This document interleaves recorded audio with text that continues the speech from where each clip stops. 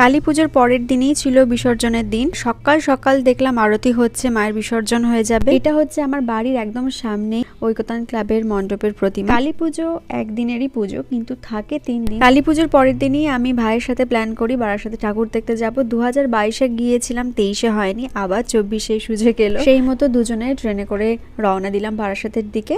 আর ভাইয়ের সাথে গিয়েছিল ভাইয়ের আরো দুটো বন্ধু, মানে আমার আরো দুটো ভাই। ওরা আসতে একটু লেট করছিল, ততক্ষণে আমি আর ভাই যতটা এগিয়ে রাখা যায় আর কি ঠাকুর দেখা সেটা করছিলাম। হঠাৎই চোখে এলো যে একটা প্যান্ডেলের পিছনেই মেলা বসেছে, ভীষণ বড়, নাগরদোলা আরো অনেক কিছু রাইডস এসেছে। তার মধ্যে এটা হ্যামার টাইপের, এটা যে কি হচ্ছিল আমরা তো দেখে ওখানে থ হয়ে দাঁড়িয়ে গেলাম। ভাই জানি না আগে এরকম দেখেছে কিনা, কিন্তু আমার কাছে এটা প্রথম ছিল। পুরোপুরি এটা গোল হয়ে ঘুরে যাচ্ছে, একা একা তো উঠতে পারবে না, তাই যখন ওর দুটো বন্ধু চলে এলো তখন ওদের রীতিমতো হাতে পায়ে ধরছে যাতে ওরা একজন হলে ওর সাথে একটু ওতে উঠে চড়ে।